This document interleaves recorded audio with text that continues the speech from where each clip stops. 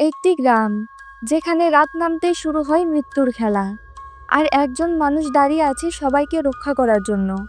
আজ আমরা এক্সপ্লেন করব ওদেলা 2, রহস্যে মোড়ানো এক ভয়ঙ্কর কাহিনী।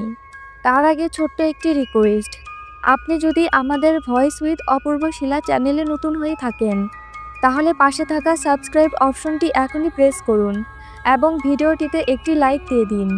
তো বেশি কথা না বাড়িয়ে চলুন শুরু করা যাক। Odela railway station. স্কুল পড়ুয়া একটি মেয়েকে দেখা যায়, একটি কাটা মাথা হাতে নিয়ে রেলওয়ে ট্র্যাক দিয়ে হেঁটে আসছে। মেয়েটি মাথাটা নিয়ে সোজা থানায় চলে যায়, ঠিক যেমনটা আমরা আগের পর্বে রাধাকে দেখেছিলাম। তেমনভাবে এই মেয়েটিও থানায় ঢুকে টেবিলের উপর মাথাটি রাখে, আর এটা দেখে সবাই তো হতভম্ব। পাশে থেকে একজন বলে ওঠে, 6 মাস আগেই তো এভাবে থিরুপতির মাথা পাওয়া গিয়েছিল, এখন আরেকটা কোত্থেকে এলো? তবে এটা কার মাথা? কেন মেয়েটি কাটা মাথা হাতে নিয়ে থানায় এলো? জানতে হলে আমাদের 6 মাস পূর্বের সেইখানে ফিরে যেতে হবে, যেখানে প্রথম পর্বটি শেষ হয়েছিল। থিরুপতির খুনের দায়ে রাধাকে জেলে পাঠানো হচ্ছে। অন্যদিকে থিরুপতির বডিটি উদ্ধার করে পোস্টমর্টেমে নেওয়া হয়। এদিকে থিরুপতির ভাই রঘু আর তার বন্ধু সাম্বা থিরুপতির বডি নেওয়ার জন্য অপেক্ষা করছিল। পোস্টমর্টেম হয়ে গেলে তারা বডিটি হ্যান্ড ওভার করে, আর এরপর রঘুরা থিরুপতির বডিটি গ্রামে নিয়ে যায়। কিন্তু বাড়িতে এবং বাড়ির আশেপাশে কোনো মানুষজনই নেই। আবার থিরুপতির বডি আনতে দেখে এক ব্যক্তি দ্রুত গিয়ে সারপাঞ্চকে খবর দেয় থিরুপতির বডি আনা হয়েছে। গ্রামের অন্য লোকজনও সেখানে ছিল। থিরুপতির বডি আনার খবর পেয়ে থিরুপতির বন্ধুবান্ধব কেউই আসেনি। সাম্বা একজনকে কল করে যাচ্ছে, কিন্তু কেউই আসতে রাজি হচ্ছে না। থিরুপতি জীবিত থাকা অবস্থায় গ্রামের নিরীহ মেয়েদের উপর নির্যাতন করে, মেয়েদেরকে নির্মমভাবে খুন করেছে।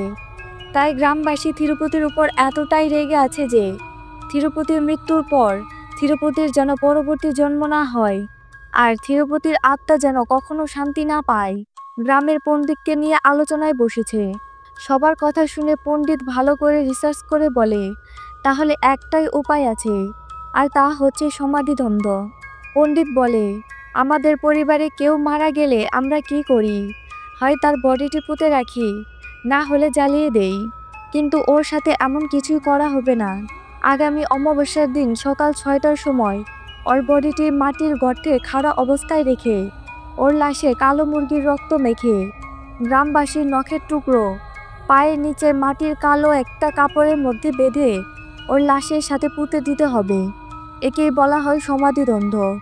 আর এই দ্বন্দ্ব দিলে থিরুপতির আত্মা কখনোই শান্তি পাবে না। থিরুপতির আর পুনর্জন্ম হবে না। আত্মা সারাক্ষণ এদিক ওদিক ঘুরে বেড়াবে। পণ্ডিতের কথা শুনে পুরো গ্রামবাসী থিরুপতিকে সমাধিদ্বন্দ্ব দেওয়ার সিদ্ধান্ত নেয় এবং ঢোল পিটে পুরো গ্রামবাসীকে জানিয়ে দেওয়া হয়। গ্রামের বাইরে যেখানে জন্তু জানোয়ারে মরদেহ পুঁতে রাখা হয়, সেখানে একটি গাছের নিচে থিরুপতিকে সমাধিদ্বন্দ্ব দেওয়া হয়। এদিকে থিরুপতির বাড়িতে কেউই আসেনি। এজন্য রঘু আর সাম্বা দুজনের থিরুপতির বডিটি কাঁধে করে গ্রামের বাইরে নিয়ে আসছে। থিরুপতির আত্মা তখনও আহাজারি করছে, কারণ থিরুপতির যে বন্ধুগুলো রয়েছে তারাও আজ তার বডিটি বহন করছে না, কারণ আমরা সবাই জানি সে কতটা নিকৃষ্ট কাজ করেছিল।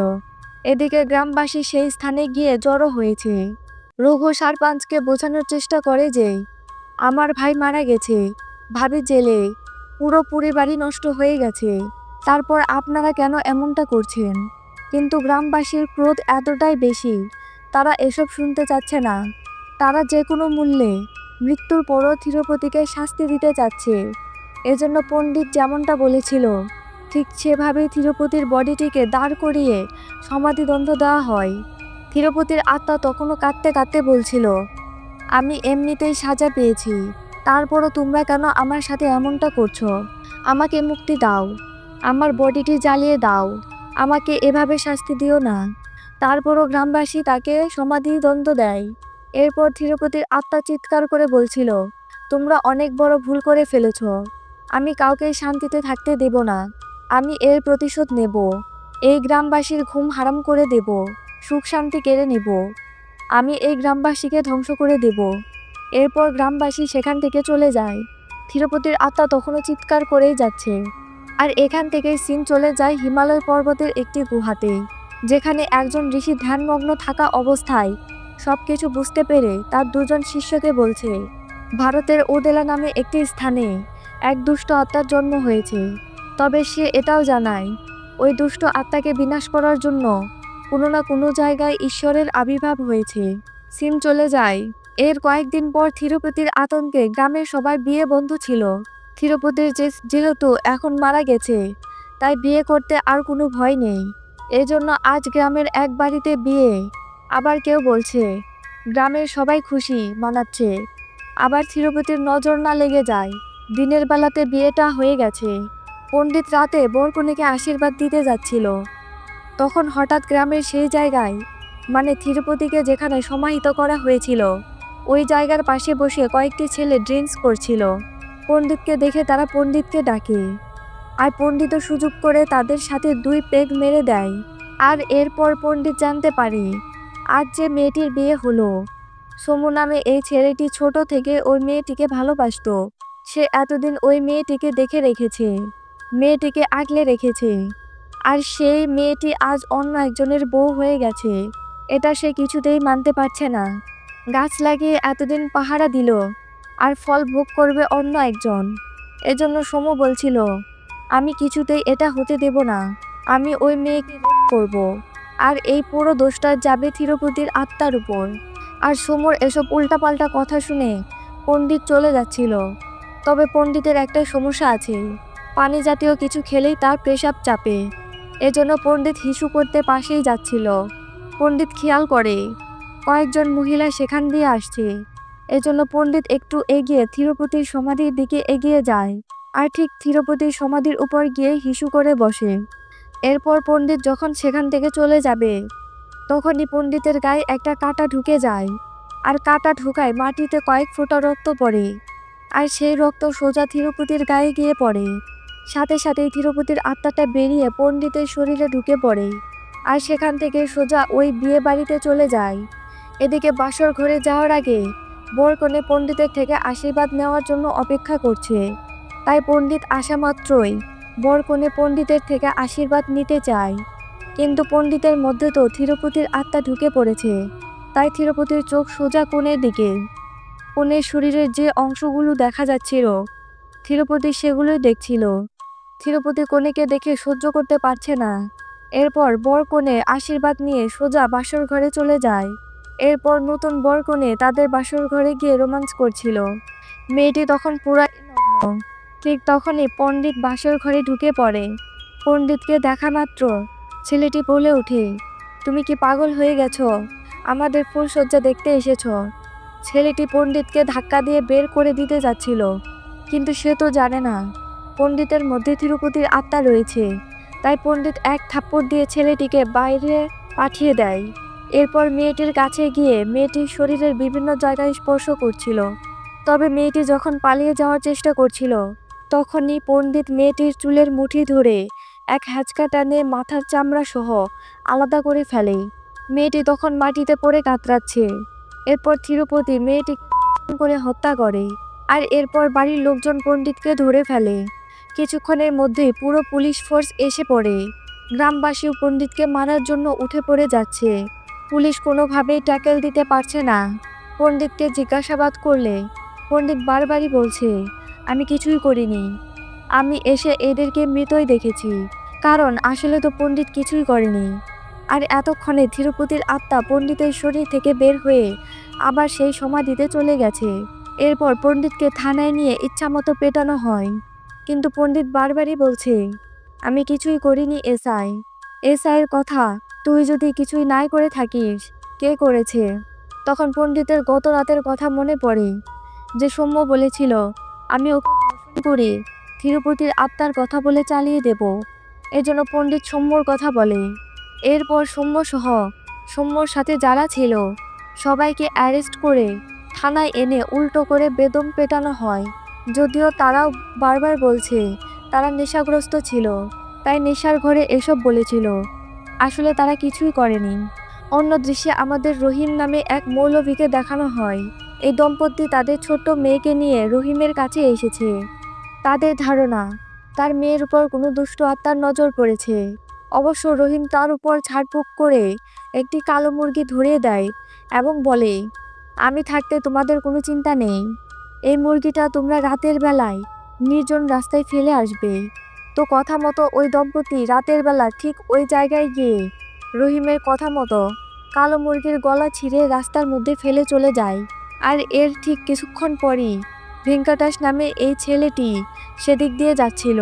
তখন ভেঙ্কটাস যা দেখতে পায় তা সে স্বপ্নেও ভাবেনি। ভেঙ্কটাস লক্ষ্য করে ধুলাবালি আর পাতা মোড়ানো কিছু একটা ওই মুরগিটিকে ছিঁড়ে ছিঁড়ে খাচ্ছে, যেটা দেখে স্পষ্টই বোঝা যায় এটা তিরুপতির আত্মা। আর এটা দেখা মাত্রই ভেঙ্কটেশ পরবর্তী দিন সকাল হতেই রহিমকে এই বিষয়টি জানায়। তবে এই জানার পর রহিমও বেশ চিন্তায় পড়ে গেছে। মাত্র একজন নববধূর সাথে এই ঘটনাটা ঘটে গেল, তারপর আবার গত রাতের এই ঘটনা। গ্রামের অন্যরা খুব চিন্তিত। তাদের কথার মধ্যে রেড্ডি তার মায়ের বিয়ের কার্ড নিয়ে আসে। কিন্তু রেড্ডির মেয়ের বিয়ের কথা শুনে রহিম বলছিল, গ্রামে এত সব হচ্ছে, এর মধ্যে বিয়ের অনুষ্ঠান আমার কাছে ঠিক মনে হচ্ছে না।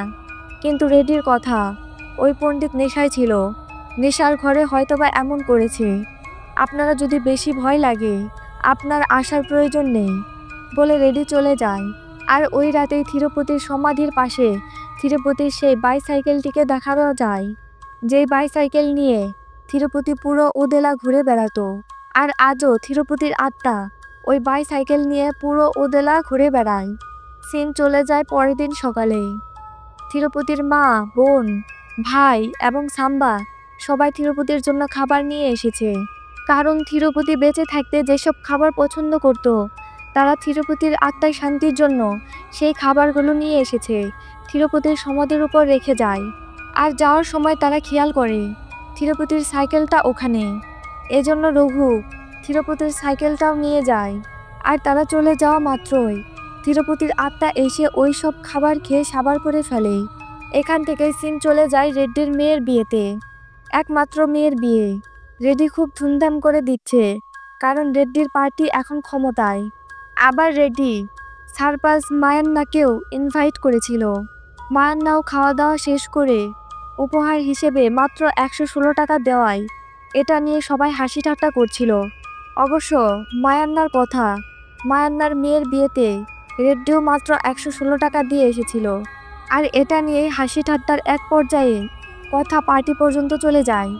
একজন আরেকজনের পার্টি নিয়ে কথা বলতে শুরু করে, কারণ মায়ান্নার পার্টি এখন ক্ষমতায় নেই। কিন্তু মায়ান্না তার পার্টিকে প্রচুর শ্রদ্ধা করে, তাই পার্টিকে নিয়ে কোনো কথা সে সহ্য করতে পারে না। তাদের এই কথা এক পর্যায়ে হাতাহাতি পর্যন্ত চলে যায়।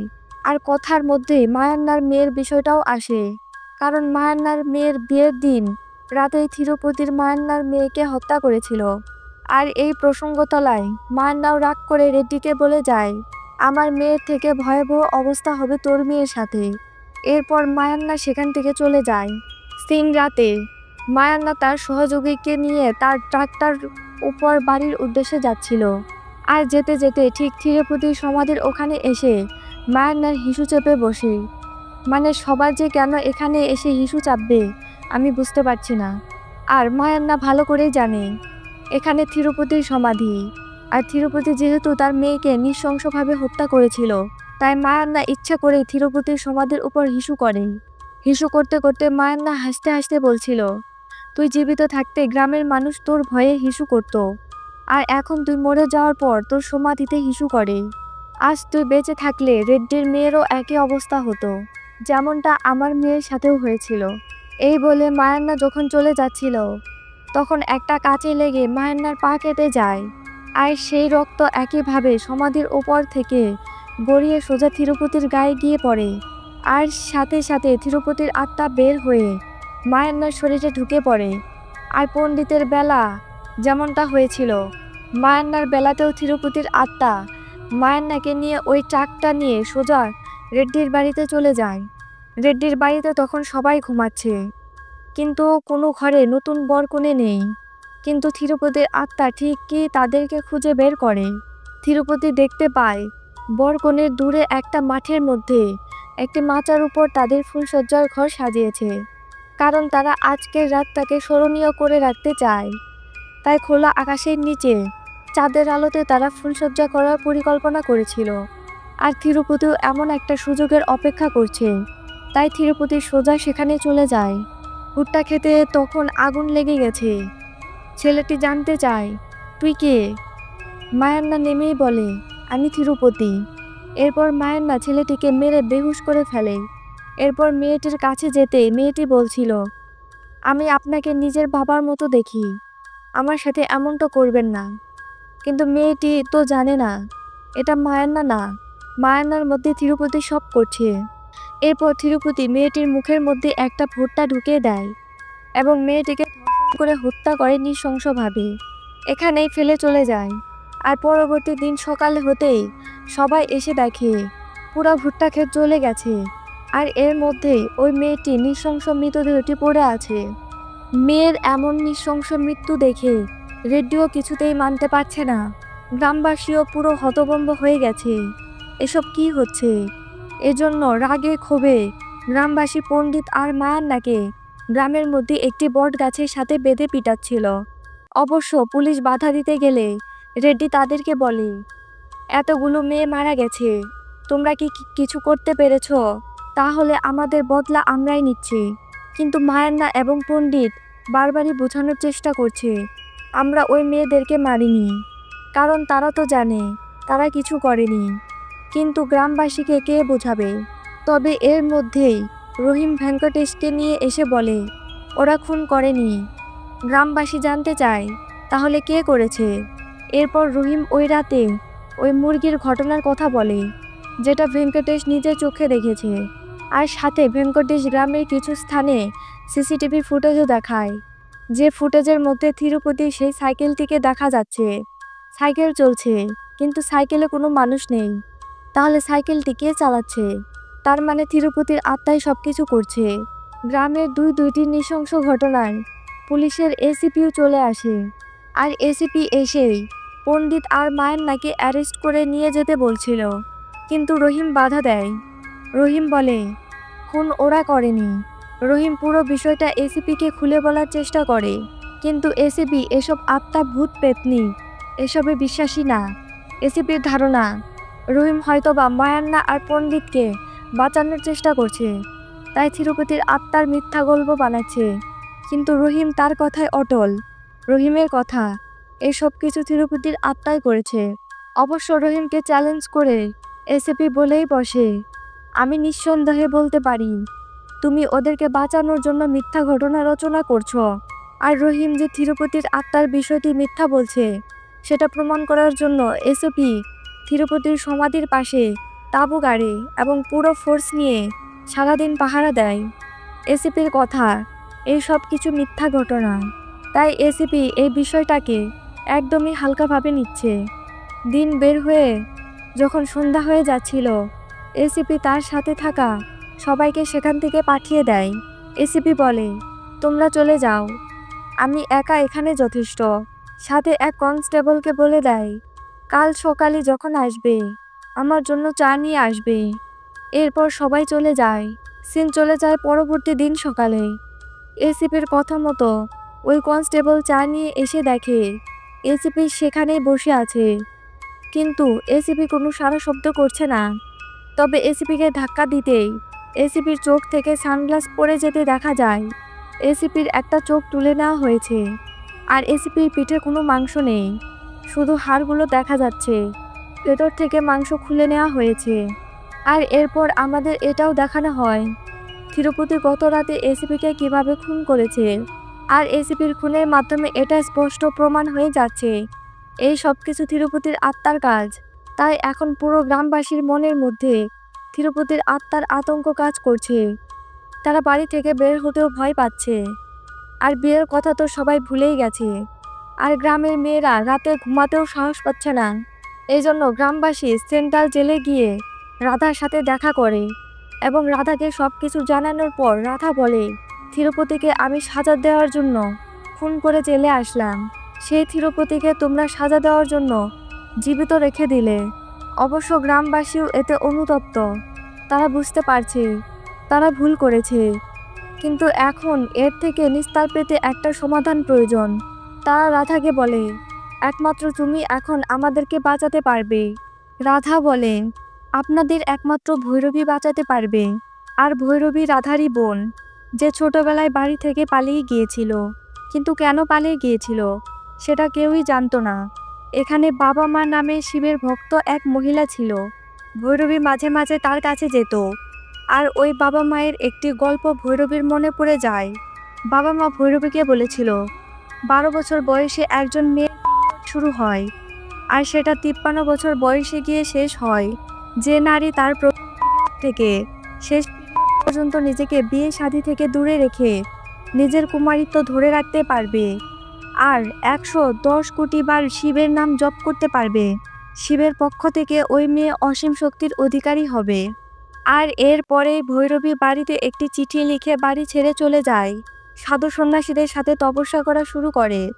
আর এখন সে একজন প্রসিদ্ধ নাগা সাধু। সাথে রাধা এটাও জানায় এখান থেকে দূরে একটি পাহাড়ি অঞ্চলে পুরাতন একটি শিব মন্দির আছে। আমি শুনেছি ভৈরবী ওই শিব মন্দিরের সংস্কারের জন্য মাঝে মধ্যে ওইখানে আসে। এজন্য রাধার কথা মতো গ্রামবাসী সোজা সেই মন্দিরের উদ্দেশ্যে রওনা হয়ে যায়।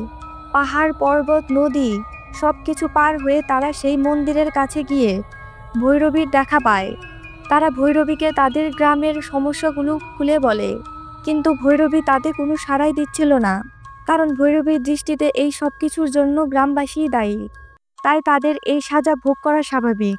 এজন্য ভৈরবী তাদের সাথে গ্রামে যেতে চাচ্ছে না। কিন্তু গ্রামবাসী ভৈরবীকে অনেকভাবে কনভিন্স করার চেষ্টা করলে অবশেষে ভৈরবী যেতে রাজি হয় এবং গ্রামবাসীর সাথে ওদেলা গ্রামে ফিরে আসে, যেটা তারই মাতৃভূমি। পুরো গ্রামবাসী ভৈরবীকে উৎসবের সাথে গ্রহণ করে। আর ভৈরবী এসেই সেই বাড়িতে ওঠে, যেই বাড়ি থেকে তার এই সব কিছু শুরুটা হয়েছিল। আর এই ঘরের মধ্যেই রয়েছে একটি নাগ মন্দির। আর এখানেই সেই মহিলার রেখে যাওয়া একটি রুদ্রাক্ষও রয়েছে। আর সেই রুদ্রাক্ষী ভৈরবীকে পথ দেখিয়ে নিয়ে যায়, ভৈরবীকে ওই সকল স্থানে নিয়ে যায় যেখানে ওই মেয়েগুলোর মৃত্যু হয়েছিল, এবং পরিশেষে তিরুপতির সমাধির কাছে নিয়ে যায়। আর ভৈরবী তিরুপতির ওই সমাধির কাছে আসা মাত্রই তিরুপতির আত্মা ভৈরবীর উপস্থিতি বুঝতে পেরে চিৎকার করে বলছিল, আমার কাছে আসবি না। এরপর ভৈরবী তিরুপতির আত্মাকে আটকে রাখতে প্রথমে এখানে একটি ত্রিশূল স্থাপনা করে। এরপর তিরুপতির আত্মাকে স্থায়ীভাবে আটকে রাখার জন্য কিছু সরঞ্জাম চায়। ভৈরবী 4 দিশায় 4 নন্দী স্থাপন করে। এরপর 9 ধরনের শস্য, গঙ্গার জল আর কিছু মাথার চুল দিয়ে তিরুপতির আত্মাটাকে তিরুপতির সমাধির মধ্যেই আটকে ফেলে। সাথে ভৈরবী বলে, আজ অমাবস্যা, কাল থেকে শুক্রবার শুরু হবে, আর সেটা শেষ হওয়ার পূর্বেই তিরুপতির আত্মা বিনষ্ট হয়ে যাবে। তবে ততদিন পর্যন্ত আমি যেভাবে এখানে সবকিছু স্থাপনা করেছি ঠিক সেভাবেই সবকিছু রাখতে হবে। এর মধ্যে কেউ যদি কোনোটা সরিয়ে ফেলে তাহলে এই আত্মার হাত থেকে কেউ তোমাদের বাঁচাতে পারবে না। এই জন্য আগামী 15 দিন পর্যন্ত প্রতিদিন এক এক বাড়ির এক একজনকে এখানে পাহারায় নিযুক্ত করা হয়। কিন্তু এর মধ্যে একদিন সত্যম নামে এক টিভি রিপোর্টার এই গ্রামের এই সার্বিক পরিস্থিতি নিয়ে একটি নিউজ করছিল। তারা একটি ড্রোন শট নিচ্ছিল। তারা তখনই ড্রোনটি তিরুপতির সমাধির উপর গিয়ে পড়ে যায়। কিন্তু তারা ড্রোনটি আনতে গেলে এই গ্রামের একজন তাদেরকে বাধা দেয়, কারণ ভৈরবীর নির্দেশনা মতে 15 দিনের মধ্যে এখানে কেউ প্রবেশ করতে পারবে না। এদিকে 4 লাখ টাকার ড্রোন এভাবে ফেলে রাখা যায়? তারপরও বাধ্য হয়ে তারা চলে যায়। কিন্তু রাতের বেলা যখন ওই পাহারাদার ঘুমিয়ে পড়ে তখন লুকিয়ে লুকিয়ে সত্যম তার ড্রোন আনতে যায়। আর কাঁটার তারের বেড়া পার হওয়ার সময় কাঁটার তারে কেটে যাওয়ায় তার শরীর থেকে রক্তক্ষরণ হচ্ছিল। আর যখনই সেই ড্রোনটি আনতে যায় তখনই ওই সমাধির উপর রক্ত পড়ায় ঠিক একইভাবে রক্তটি তিরুপতির গায়ে গিয়ে পড়ে। সাথে সাথে তিরুপতির আত্মাটি সত্যমের মধ্যে ঢুকে যায়। আর মুক্ত হওয়া মাত্রই তিরুপতি সোজা ভৈরবীর কাছে চলে যায়। ভৈরবী তখন গোসল করছিল। আর ভৈরবীকে ভেজা অবস্থায় দেখে তিরুপতির মাথায়ও ঠিক নেই। তিরুপতি যে কোনো মূল্যে ভৈরবীকে ভোগ করতে চাচ্ছে। তবে যখনই সেই ঘরের মধ্যে প্রবেশ করবে তখনই একটি সাপ এসে তিরুপতিকে আটকে দেয়। আর ওই সাপটি এতটাই বড়, তিরুপতি কিছুতেই সাপের সাথে যুদ্ধ করে পারছিল না। আর সাপটি তিরুপতিকে তাড়া করতে করতে তিরুপতির সমাধি পর্যন্ত নিয়ে যায়। এর মধ্যে ভৈরবী এসে পড়ে আর তিরুপতি ভৈরবীকে দেখেই বুঝতে পারছে এই সব কিছু ভৈরবীরই কাজ। তিরুপতির কথা, তুমি যত বড় নাগা সাধু হও না কেন, আমার হাত থেকে এই গ্রামবাসীকে রক্ষা করতে পারবে না। কিন্তু ভৈরবীও চ্যালেঞ্জ করে বলে দেয়, আমি এই গ্রামেরই মেয়ে, যতদিন আমি এখানে আছি তুমি কিছুই করতে পারবে না। একদিকে তিরুপতির চ্যালেঞ্জ, সে যে কোনো মূল্যেও এই গ্রামবাসীকে ধ্বংস করে দিবে। আবার ভৈরবী চ্যালেঞ্জ করে, সে যেভাবে হোক তিরুপতির হাত থেকে গ্রামবাসীকে রক্ষা করবে, তিরুপতির বিনাশ ঘটাবে। সিন চলে যায়। এর কয়েকদিন পর রাধাকে দেখা যায়, জেল থেকে মুক্তি পেয়েছে। রাধা সোজা এসে ভৈরবীর সাথে দেখা করে। এদিকে আর মাত্র কয়েকদিন, এরপর তিরুপতির আত্মা চিরদিনের জন্য এখান থেকে বিদায় নেবে। আবার তিরুপতির জন্য বহুদিন যাবৎ গ্রামে কোনো উৎসব করা হচ্ছে না, সামনে উৎসবের দিন, তাই তারা ধুমধাম করে এবারের উৎসব উদযাপনের পরিকল্পনা করছিল।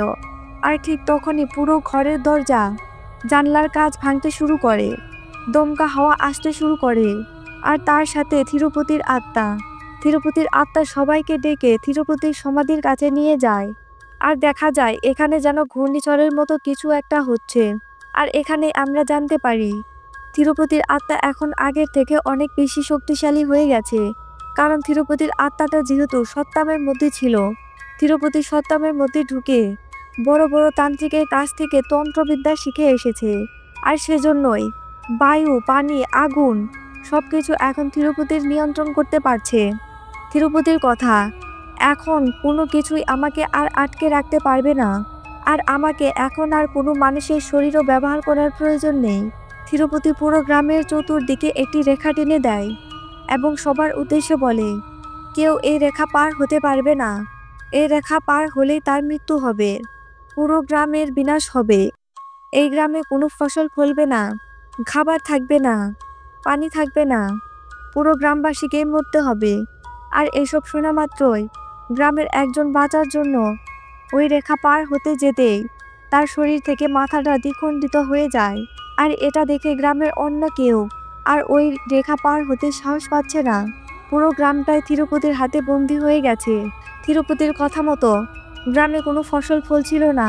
শুরু হয় দুর্ভিক্ষ, গ্রামের পানির যোগান কমে যাচ্ছে, কেউ বাইরে যেতে পারছে না, ভেতরেও আসতে পারছে না, কোনো সাহায্যই পাচ্ছে না, সবাই অসুস্থ হয়ে যাচ্ছে। ভৈরবী কী করবে কিছুই বুঝতে পারছে না, কারণ এগুলো সবকিছুই ভৈরবীর ক্ষমতার বাইরে। ভৈরবীও তার লক্ষ্যে পৌঁছানোর জন্য মন্ত্র জপ করেই যাচ্ছে, তার আর 10,000 বার জপ করা বাকি। এ পর্যন্ত একদিন গ্রামের এক বাচ্চা মেয়ে অসুস্থ হয়ে পড়ে, আর মেয়েটির বাবা মা মেয়েটিকে ভৈরবীর কাছে নিয়ে আসে। মেয়েটিকে বাঁচানোর জন্য আকুতি করছিল, কারণ কোনোভাবেই মেয়েটিকে হসপিটালে নেওয়ার কোনো উপায় নেই। তাই একমাত্র ভৈরবী এখন মেয়েটিকে বাঁচাতে পারে। তবে ভৈরবী বলে, এখন শুধুমাত্র একজনই বাঁচাতে পারবে, আর সে হচ্ছে রাধা। কারণ ভৈরবীর কথা, বিবাহের বন্ধন হচ্ছে সবচাইতে বড় অটুট বন্ধন। তাই ভৈরবী রাধাকে ব্যবহার করতে চাচ্ছে। ভৈরবী রাধাকে তিরুপতির ওই সমাধির ওখানে পাঠায়। আর তিরুপতির বেঁচে থাকতে রাধাকে যেমন দেখতে, যেমন সাজতে পছন্দ করত, ঠিক সেভাবে পাঠিয়েছে ভৈরবী। রাধাকে এটাও বলে দিয়েছে, তুমি যেহেতু ওর বউ, তুমি ওর মনোযোগ তোমার দিকে নেওয়ার চেষ্টা করবে। আর এই সুযোগে আমি পঞ্চমন্ত্র পাঠ করে ওর শক্তিকে কমিয়ে নেওয়ার চেষ্টা করব, যাতে করে ওই বাচ্চাটাকে গ্রামের সীমারেখা পার করা যায়। তো প্ল্যান মতো রাধা তিরুপতির আত্মার সাথে কথা বলে, তিরুপতির আত্মার মনোযোগ আকর্ষণ করার চেষ্টা করছে। অন্যদিকে গ্রামের মাইকের মাধ্যমে ভৈরবী মন্ত্র পাঠ করে যাচ্ছে। আবার ওই মেয়েকে গ্রামের বাইরে নেওয়ার চেষ্টা চলছে। আবহাওয়া খারাপ, ঝড় হওয়ার সম্ভাবনা আছে। এদিকে বিদ্যুতের লাইন বন্ধ হওয়ার সম্ভাবনা। তারা আর বিদ্যুতের লাইন বন্ধ করে দেওয়া মাত্রই মাইক বন্ধ হয়ে যায়, যেন মন্ত্রপাঠের শব্দ তিরুপতির সমাধি পর্যন্ত পৌঁছাতে না পারে। তিরুপতির আত্মা স্পষ্ট বুঝতে পারে রাধাকে ব্যবহার করে ওই মেয়েকে হসপিটালে নেওয়ার জন্য তাকে অন্যদিকে মনোযোগী করা হচ্ছিল, তার সাথে চালাকি করা হচ্ছিল। আর রাধা তিরুপতির সাথে চালাকি করায় তিরুপতি ওই মেয়ের শরীরের মধ্যে ঢুকে রাধার দেহ থেকে রাধার মাথাটা আলাদা করে দেয়। এরপর ওই মেয়েটির মাধ্যমে রাধার মাথাটি নিয়ে থানাতে গিয়েছিল। এর মানে ওই মেয়েটি থানায় যায়নি, তিরুপতি নিয়ে গিয়েছিল, যে দৃশ্যটা আমরা মুভির প্রথমে দেখেছিলাম। মানে তিরুপতিকে রাধা যেভাবে খুন করেছিল, তিরুপতি আজ রাধাকে সেভাবে খুন করে তার বদলা নিল। এদিকে ভৈরবী তিরুপতির আত্মার কাছে বারবার অনুরোধ করছে, গ্রামবাসী যা কিছু করেছে তার জন্য আমি ক্ষমা চাচ্ছি, তুমি এমনটা করো না। কিন্তু তিরুপতির কথা, আমার মৃত্যুর পরও তারা আমাকে ছাড়েনি। আমার আত্মাকে কষ্ট পাওয়ার জন্য আমার সাথে তারা এমনটা করেছে, আমি কেন তাদেরকে ছাড়ব? তবে ভৈরবী বারবার তিরুপতিকে বোঝানোর চেষ্টা করছে, তিরুপতিকে অনুরোধ করছে। অবশেষে তিরুপতি বলে, আমি এক শর্তে এই গ্রামবাসীকে ছেড়ে দিতে পারি। আর তিরুপতির সত্য হচ্ছে, ভৈরবী যে তপস্যা করেছে সেই তপস্যা ভেঙে তাকে তিরুপতিকে বিবাহ করতে হবে। যদি ভৈরবী সেটা করতে পারে তবে তিরুপতি গ্রামবাসীকে ছেড়ে দেবে। আর তিরুপতি ভালো করেই জানে ভৈরবী কোনো কিছুতেই তার এই প্রস্তাবে রাজি হবে না। কিন্তু ভৈরবী বেশ কিছুক্ষণ চিন্তা ভাবনা করে এই গ্রামবাসীকে বাঁচানোর জন্য নিজের তপস্যার কথা ভুলে গিয়ে তিরুপতির কথায় রাজি হয়ে যায়। আর তিরুপতি শুনে তো খুবই খুশি। তিরুপতি ভৈরবীকে শুধু বলে, তাহলে নতুন বইয়ের মতো সেজে আয়। এরপর ভৈরবী ফিরে আসে। আর গ্রামবাসীকেও এখন ঈশ্বরের উপর থেকে ভরসা হারিয়ে ফেলেছে, কারণ তারা স্পষ্টই বুঝতে পারছে তিরুপতি এই গ্রামকে শ্মশান বানিয়ে ছাড়বে। কিন্তু ভৈরবী তাদেরকে বোঝানোর চেষ্টা করছে, তোমরা আস্থা রাখো, কারণ ভৈরবীর কাছেও এটা একটা পরীক্ষা। ভৈরবী গ্রামবাসীকেও বোঝায়, ঊর্ধ্ব ঈশ্বর আছেন, তিনি সব দেখছেন, তিনি এর সমাধান করবেন, তিনি আমাদের রক্ষা করবেন, সব কিছু তার ইচ্ছাতেই হচ্ছে। আর ভৈরবী যাওয়ার সময় রহিমের দিকে কিছু একটা ইশারা করে চলে যায়। ভৈরবীর আর মাত্র 1000 মন্ত্র জপ করা বাকি। এরপর ভৈরবী তিরুপতির কথা মতো নতুন কনের সাজে চলে যায়। অন্যদিকে রহিমের দিকে তাকিয়ে ভৈরবী ওই ইশারা করায় রহিম ভেঙ্কটেশের সাথে আলোচনা করছে। হয়তো ভৈরবী তাকে কিছু বোঝানোর চেষ্টা করছে, কারণ ভৈরবী তখন ওম নমঃ শিবায় বলেছিল আর হাত দিয়ে কিছু ইশারা করে দেখিয়েছিল, এমনভাবে দেখিয়েছিল যেটাতে বোঝা যাচ্ছে কিছু একটা মুক্তি। আর সব কিছু মিলালে বোঝা যাচ্ছে ভৈরবী মুক্তির কথা বলেছে। কিন্তু এটা কিসের মুক্তি? গ্রাম না তিরুপতির মুক্তি? এবার রহিম স্পষ্ট বুঝতে পারছে ভৈরবী তাকে কি বুঝিয়েছে। অন্যদিকে সত্যমের দেহ ব্যবহার করে তিরুপতি ভৈরবীর কাছে এসেছে। ভৈরবীও প্রস্তুত।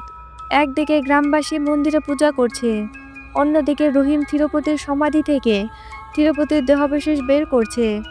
এই জন্য তিরুপতি ভাবছে ভৈরবী হয়তো তিরুপতিকে বিনষ্ট করার জন্য কোনো পরিকল্পনা করেছে, কারণ তিরুপতি যদি এখানে থাকে এই সুযোগে অন্যরা তিরুপতির সব প্ল্যান নষ্ট করে দেবে। এই জন্য তিরুপতি বলে, আমি তোকে বন্ধ ঘরের মধ্যে ভোগ করব না, পুরো গ্রামবাসীর মধ্যে তোকে ভোগ করব, পুরো গ্রামের মানুষ সব দেখবে। এজন্য তিরুপতি ভৈরবীকে মন্দিরে নিয়ে যায় এবং গ্রামবাসীকে উদ্দেশ্য করে বলে, সবার চোখের সামনে আমি ওকে ভোগ করব, তোমরা তাকিয়ে তাকিয়ে দেখবে। কেউ যদি চোখ বন্ধ করার দুঃসাহস করো আমি তাকে মেরে ফেলবো।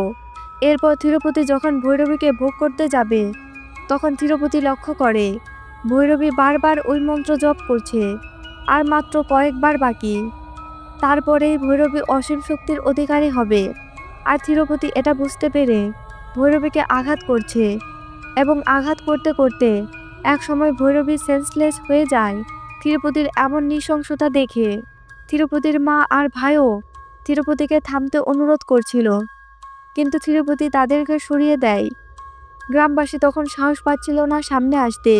ঠিক তখনই একটি বাচ্চা মেয়ে ভৈরবীর কাছে এসে বসে এবং ভৈরবীর রক্ত নিয়ে পাশে থাকা নন্দীর গায়ে লাগিয়ে দেয়। আর এরপরেই ভৈরবীর মধ্যে একটা শক্তির সঞ্চার হয়, ভৈরবীর জ্ঞান ফিরে আসে। আর এটা দেখে তিরুপতিও তার সকল তন্ত্রমন্ত্র ব্যবহার করে সব দুষ্ট শক্তিকে ডাকে, পুরো গ্রামবাসীকে নিমিষে শেষ করার জন্য মন্ত্রপাঠ শুরু করে দেয়।